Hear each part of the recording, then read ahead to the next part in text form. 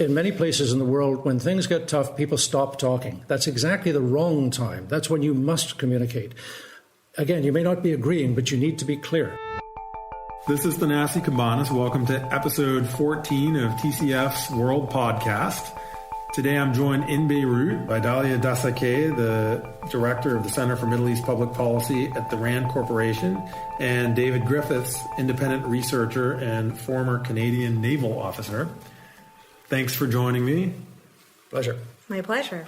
Today we're going to talk about Middle East security architecture, and I think we're going to launch off into a lot of other things as well. Dalia and David were part of TCF's Order from Ashes project, which tried to look at possibilities or in some ways autopsies for the prospects for security cooperation in the region. Dalia, I want to start with you. You took a sort of broad look at what's possible in a region that's characterized much more by entropy and conflict than by institution building. What's your diagnosis, and what's your diagnosis and your prognosis for security architecture in the Middle East? Well, neither are particularly good, but it's not completely bleak. One of the things I did in this chapter is to look at the past efforts to try to draw lessons out for today. At the time we did this, it was a more optimistic environment. We had just had the Iran nuclear deal. We thought we could build on that to think about new forms of security architecture for the Middle East. But that said, the past attempts to create security cooperation in the Middle East did not form in particularly good times either. So I think one of the things that we've learned is that the tendency in this region is toward competitive alliances and balancing behavior. And it's really hard to build more formal institutions of a cooperative nature.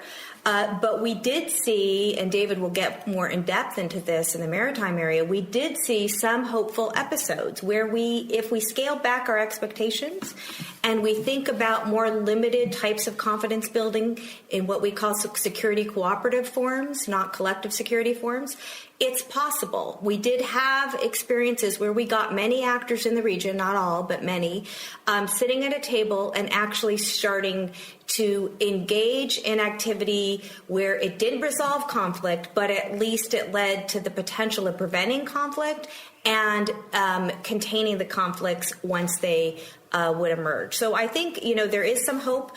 I can get back to some of the lessons we learned because I think we could do it a lot better in the future.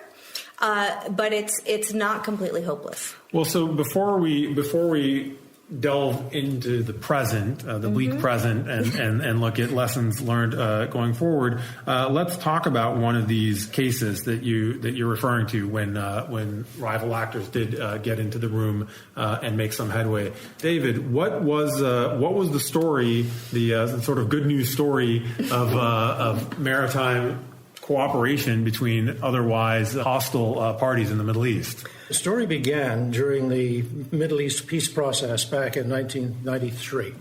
And as part of that, there were two tracks. There was the bilateral between Israel and Palestinians, and there was the multilateral track, which basically brought in everybody that said this is an opportunity to look at the security architecture of the region. One of the areas that was chosen was maritime issues, which is an often neglected area and yet important. And so Canada was asked if it would be the mentor nation for gathering on maritime issues. And essentially we took two channels. One was prevention of incidents between the navies, which is pretty basic. The other was the humanitarian business of search and rescue. Humanitarian issues at sea, which surely nobody could disagree with. And in fact, there's a very good international precedent for prevention of incidents at sea. There are models out there. In the course of the 2 years before the Middle East peace process collapsed, we had naval officers, Coast Guard officers from most of the countries in the region. And I think by the time the peace process collapsed for political reasons in 95, 96, I believe that the only agreement that had actually been signed off and approved at the technical level was the agreement for the prevention of incidents at sea. It was ready for political signature. All the technical experts were happy with it. That's quite an achievement. And by the way, that should still be in people's filing cabinets somewhere if they ever wanted to pull it out. Wait, and that was Israelis as well as Arab states that absolutely. signed off on that? Yeah, absolutely. Israelis, Palestinians. And in fact, if I don't want to digress too much, but it was fascinating when we would actually get the sailors in the room doing practical problems together, where we would put people into a mock-up of a couple of rescue coordination centers to work through a problem. And before long, sailors who they're this epistemic community. They have a common culture that bridges national boundaries. There would be Israelis, Palestinians, Jordanians on the mock radio saying, come on, we need another helicopter over, right? Just working seamlessly. We saw this several times. When you get professionals in a room, and our colleague Peter Jones, who's also written a chapter of this book, would refer to it as political space, where if politicians say, look, you guys have got this technical expertise within that box, you sort that out. Don't go outside it. Don't deal with politics. Give maritime professionals that professional space, and they will solve a lot of problems. So that was the Middle East peace process. It collapsed. There was a great concern in Canada particularly, and also in our US colleagues, that all this progress, it would be a pity to throw it away. And so Canada then began a Track 2 process called the Maritime Safety Colloquium, in which we brought people, many officials, but in a private capacity, together every year to talk about maritime safety. Israelis, Palestinians, Jordanians, Egyptians. And over the course of between then and 2004, we met every year with two exceptions. One was in 2000. We were to meet in Morocco, but that was the year of the Second Intifada, so we put that aside. And the other was 2003. There was a war going on in Iraq. Other than that, we met every year. And again, because it was safety, it was non-political. Safety is an international obligation. We're all required to do it. So, and it also gave the opportunity to spin that out to other issues. Did it ever translate into an actual joint rescue at sea or joint oil spill cleanup or any of these other things actually coming into fruition? The short answer is no, but that's too simple. It built up a lot of not connections. Hopeful enough. Yeah, I mean, after all, if you're going to send a vessel to do search and rescue into somebody else's waters, there's a political issue. The sailors would have done it. But there was a lot of discussion back channel. There was a lot of bilateral and multilateral discussions amongst the alumni. Who did have channels of communications that were open, again, as long as they didn't get off into political stuff. And there was a communication center set up in Jordan. There were pre-notification agreements. Again, none of these actually had the chance to be implemented, but the concepts are there and they can be revisited in a better political climate. And these, I think, what's key here in all of the examples that David just gave is that, these states weren't doing it for altruistic reasons. They were doing it for self-interest. There's common ground, and I think that's a real lesson of the ACRES process, of broader cooperation, of even the Track 2 dialogues that go on to this day that involve, by the way, Arab states, Israelis, and even Iranians sit in rooms not because they're doing each other favors, but because for their own interest of their security, they know they need dialogue and they need communication. And that is the key element of these security forums is engagement to deal with confidence building, because this region lacks trust. And that is exactly the time when you have to build these kinds of forums. And so this communication center in Jordan, does that still exist? Well, it was a regional security center, and but I have not been following most recently, but I don't think that any of these things are currently operating outside of the kind of unofficial forums that take place, Track 2, in all kinds of cities around the world and sometimes in the region. Some are bilateral, some are multilateral. But no, unfortunately, the remnants of this process are pretty much gone in terms of official circles. Well, so the underlying concept here of these efforts is that if you can find shared self-interest, or if you can find technical experts like the maritime folks that David is talking about, or in other cases we've looked at, people who work on nuclear waste, or people who work on, let's say, environmental problems, pollution, that you can get some kind of technical channel open, which will then have some kind of spillover effect. We took this approach not because we think it's the best approach, but because it's the only available approach to us today at a time when Arab-Israeli peace is not even a viable discussion topic, at a time when even poorly functioning entities like the GCC are riven by internal conflict. So you don't even have the stuff that didn't work very well, Arab League, GCC, Oslo process, those things are all dead or dying. So we looked at this sort of backdoor into, if not institution building, at least the confidence building that precedes institution building. And I wonder whether there's actually any basis to that hypothesis that technical experts on maritime security, for example, no matter how much they see eye to eye, will ever translate into the politicians who actually need to make a decision to politically commit to changing their behavior, whether there's any reason to think that could happen. I can give you one example. It's outside the Middle East, but I think it's a good example. There has been, since the early 1970s, an agreement between the United States and then Soviet Union, now Russia, on prevention of incidents at sea. There was an incident in 1998, I believe, in the Black Sea, where American warships steamed through Soviet territorial waters, claiming it was a freedom of navigation exercise. The Soviets, of course, said, well, that's not really valid, so therefore, if you do that, we will send warships to bump you off. And that's exactly what happened. U.S. warships steamed through Soviet waters. Soviet warships went out, and they actually physically bumped the Americans. Now, there was an agreement to prevent incidents at sea in place at the time, a technical agreement. So an incident is not a failure. An incident is not a violation of a treaty. It's an incident. So both commanding officers were able to say, look, I am doing what my government has ordered me to do. So there was no misunderstanding. There was no question that there was some captain doing a rogue thing. Both sides were able to communicate in real time. Equally important, this agreement called for annual consultations between admirals. And sure enough, of course, the following consultations, the admirals, Soviet and Americans, discussed this.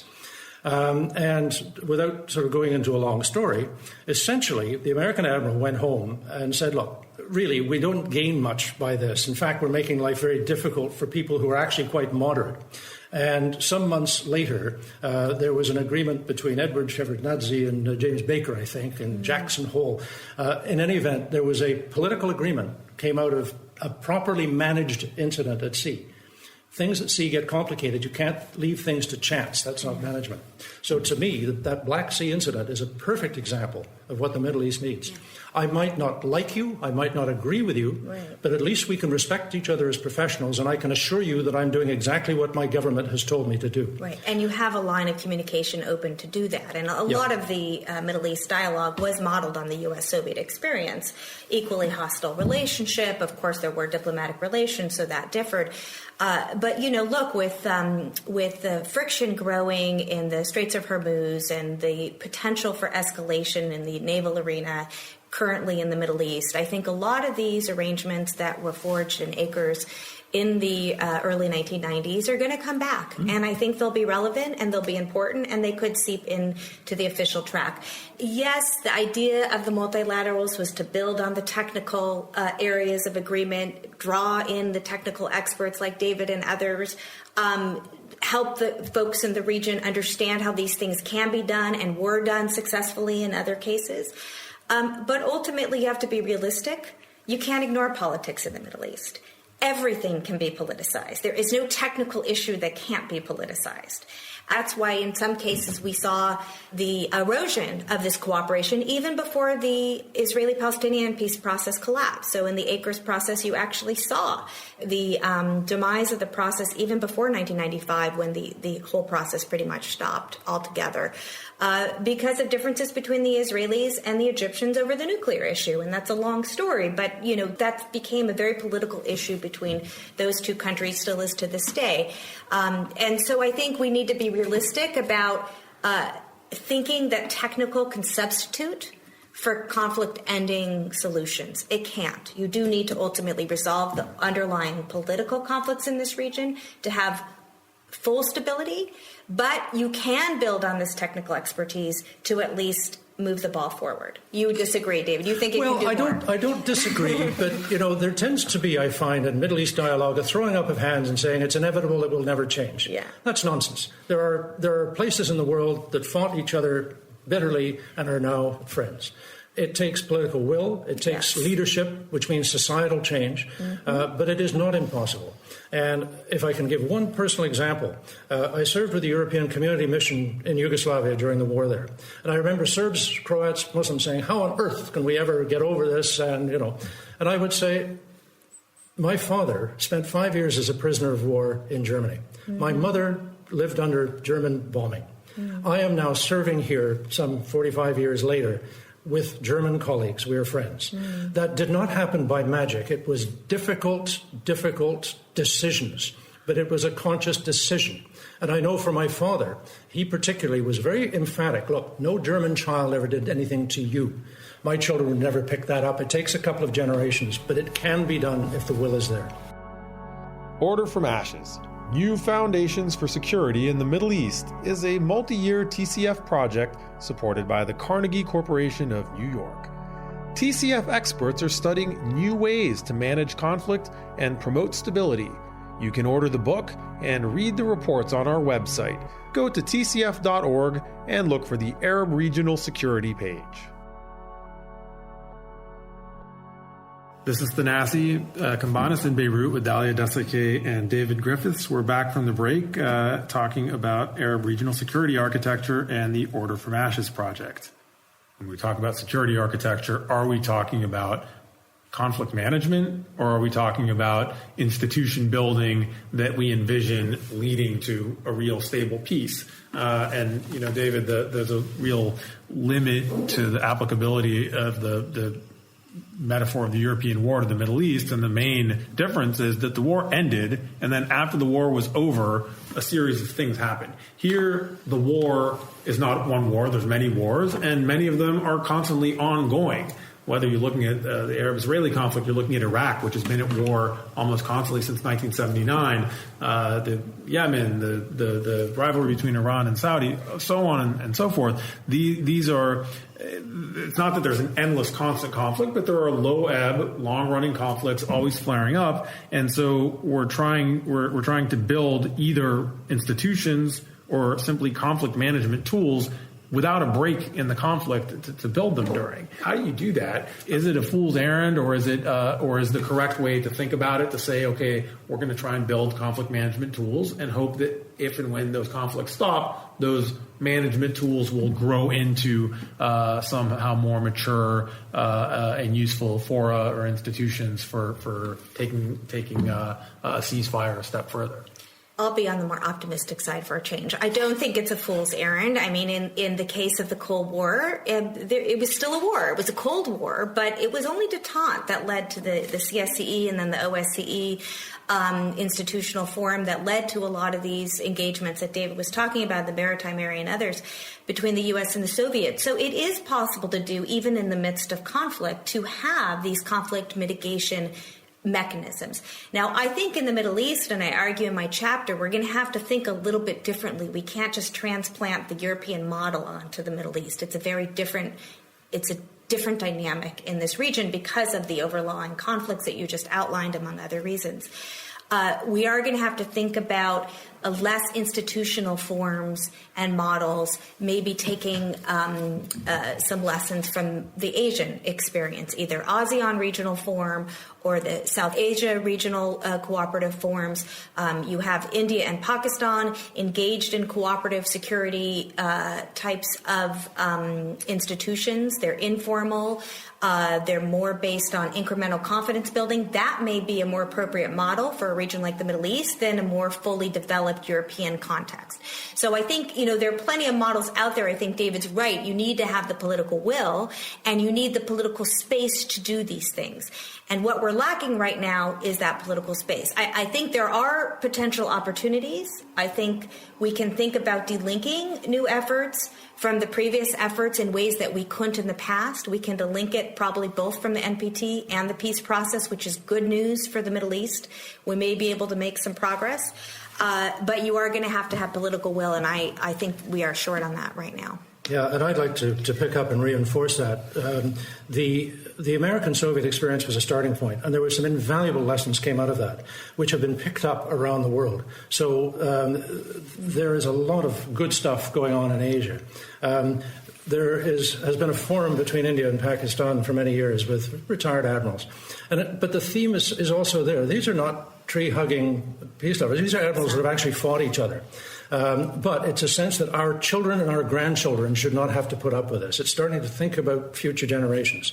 So, no, it's not a fool's errand. It's not easy. And ultimately, the Middle East will have to form its own solutions. And one of the things, Peter Jones, who also wrote a chapter in this book, and I used to do a number of seminars on prevention of incidents at sea. And we would always say, look at the principles, but you have to build your own solution to your own area, which is always different. But don't throw out the lessons that can be drawn. So, yeah, it's a global issue with lots of experience, and we can build on it. One of the unique deficiencies in this region's architecture is that there aren't even usable platforms on which adversaries can communicate with each other. Exactly. So we see this, in the Syria war and the Iraq war, where each time belligerents actually want to reach out to each other and de-escalate or figure out some way to talk. And we see this even with Israel and Hezbollah over Lebanon. Each time they have to cast about for an ad hoc channel. Maybe one day it's the Swiss or a German diplomat. Maybe another day Bashar al-Assad is able to be a message passer between Saudi Arabia and Iraq. These very improvised channels. And that is terrifying in a region in which hundreds of thousands of people are being killed in these violent conflicts. And so we end up even in a situation where sides might want to talk. Even for a prisoner swap or for a temporary ceasefire, they don't have a default way to do it. So from this research, can we learn or propose some kinds of standing mechanisms that can help just this basic conflict management tool, which could save lives, could avoid accidental escalations and maybe accidental wars? Yeah, I think we're going to have to think about multilateral solutions, because multilateral forums give states the cover where they could then engage in some side discussions, and they're very useful from that perspective. That's happened before. It can happen again. You need to get all actors in the room. That may not be possible right now with the focus in the region of containing Iran is so strong. But previous efforts show if you exclude Iran, it's going to be the spoiler. You cannot. Iran is involved in every conflict in this region. It's going to be involved in solutions. So you need a forum. It's probably going to have to involve extra-regional powers. They're part of the region now. They're de facto regional players. Russia and the United States are involved in these conflicts. But that will also provide cover. So if it's a multinational forum, it is possible. You already see it through UN auspices. That won't be the right way probably in the Middle East. But I think if you can find a converging area of interest, I would suggest in today's context thinking on the lines of the refugee crisis, for example. Migration issues affects every single country, Arabs and non-Arabs alike. The Turks, the Iranians, of course, the Arab states are feeling the brunt of the Syrian war. If you just get a mechanism, an issue where there's converging interests, you get the political will of external powers to start it in some way, even starting informally or track 1.5, it gets players in a room. That, if it can be done on a sustained basis, is a way in which parties who are facing a direct bilateral crisis have a mechanism where they may be able to engage each other quietly in ways they could not if that multilateral forum did not exist. That's just one example. It's going to be very hard to do in this current context, but I think it's possible. Dalia, did you imagine that the JCPOA framework might have been such a forum before it ended up being so directly challenged? I think a lot of people were hopeful, although I was a little bit more on the skeptical side of that. I just seeing things in Washington, I think immediately after the JCPOA, the political climate was such that it was like, well, we gave this to Iran, now we have to find ways to contain Iran. So I think, and this was a bipartisan issue. This wasn't a Republican versus Democratic. You saw plenty of people in Hillary Clinton's campaign who were very tough on Iran. So I don't know if we could have. It certainly would have been a better opening than the current context, which looks like we're moving to the collapse of this agreement altogether. But it might have, and if we can get back or at least salvage this agreement, there might be a way to also focus on some of the environmental issues that we mentioned earlier. Nuclear safety is a good one, with concerns about the potential proliferation of at least enrichment programs across the region. This is an area that all players, you can start on a very technical level, might have an interest in engaging in. So it's possible, even if we can salvage this agreement, or even if it collapses, it's possible.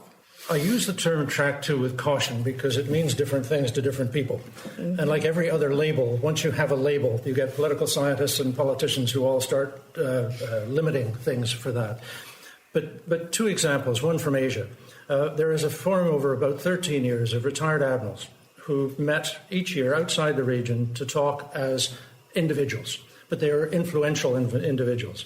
And over the course of more than a decade, these folk would address issues from their perspective, but they had enough influence they could go back through their own chains of command and advocate and say, look, we never actually thought about dealing with the others this way. And there are actually government-to-government agreements between India and Pakistan that have grown out of that forum. Private but influential individuals. I could see that as a Middle East model. The other is the Maritime Safety Colloquium that followed the Middle East peace process, in which for, 7 years, maritime professionals from across the region, Navy, Coast Guard, port authorities, energy companies from across the region got together and talked about issues of maritime safety and something that is everyone's obligation. It's not a nice-to-do thing to keep the ocean clean. It's our life support system. It's not a nice-to-do thing to keep the fish alive. That's what we feed on. So there has been a forum. It worked extremely well, and it's there on the shelf. I mean, it could be reconstituted if there were political will. There isn't. But I could see, for example, something like that forum of senior people.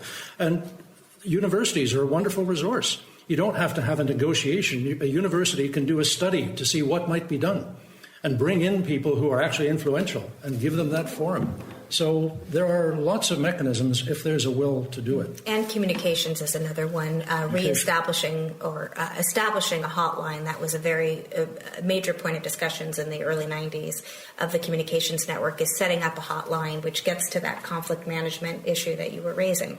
I think those are doable. I mean, you're seeing a lot of that happening now in Syria with these kind of deconfliction agreements. Not working particularly well at the moment, but that does create the precedent for, and the need for having communication networks and hotlines between the adversaries in these conflicts. I would like to really re-emphasize that one as well. It's communications. Mm-hmm. There have been studies that basically say if you look at just about any war that's ever happened, somewhere there was a misperception in there. Mm-hmm. In many places in the world, when things get tough, people stop talking. That's exactly the wrong time. That's when you must communicate. Again, you may not be agreeing, but you need to be clear. And I'll give you an example, obviously not immediately applicable to the Middle East, but it's a precedent. Canada and Spain almost got shooting at each other over fish. Canada and Spain. But with two nicer countries. But with very robust rules of engagement, with warships facing off at sea. However, the commanding officers actually knew each other from NATO. They could communicate. Here's what I'm doing.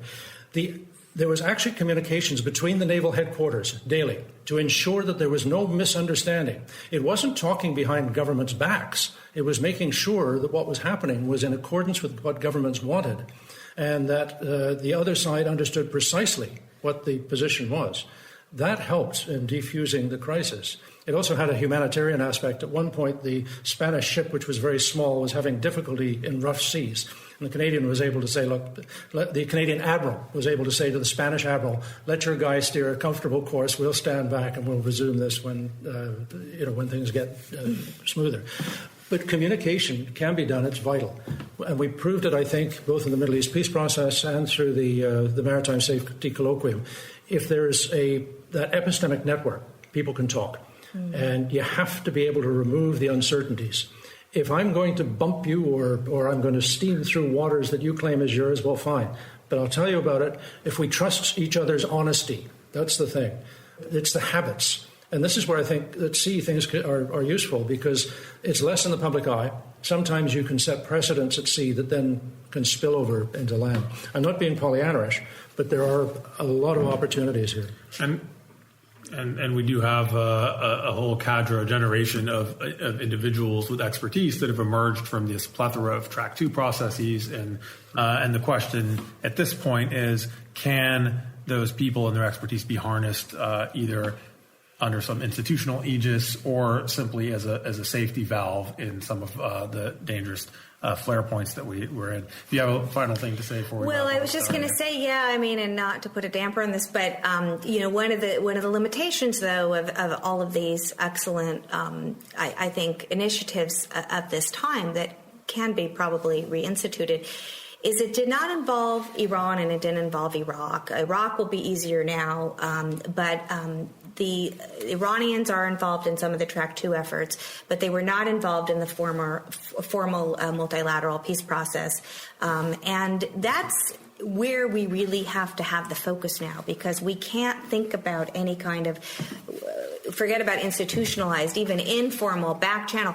You have to have the Iranians at the table, especially given the potential flashpoints in the region for escalation, pretty much all involve Iran. It's going to be a lot easier now to get Israelis and Arabs, interestingly, talking to each other. That's probably less of the issue than it was in the past. Of course, the resolution of the Palestinian conflict would be a big boost for that, but a lot of this can go on even without it, and we're seeing that already happening. But the Iranian challenge, I think, is going to be the big one. And the fruits of that omission are clear in all the major conflicts in the region, where none of the fora, even the makeshift ones that exist, involve all the belligerents. So you can't even manage the war in Iraq or the war in Syria or the war in Yemen if you don't have the primary belligerents communicating with each other. Thanks for your great discussion. This is Thanasi Kambanis. I'm in Beirut with Dalia Dassa Kaye and David Griffiths. Thank you both for your time. Pleasure. My pleasure. Thank you. And you can read their fantastic reports and the others on TCF's website at tcf.org.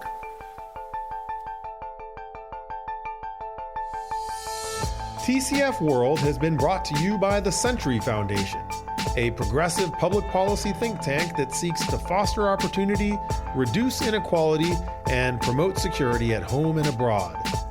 For more information about the work that TCF does, please visit tcf.org or follow us on Twitter and Facebook.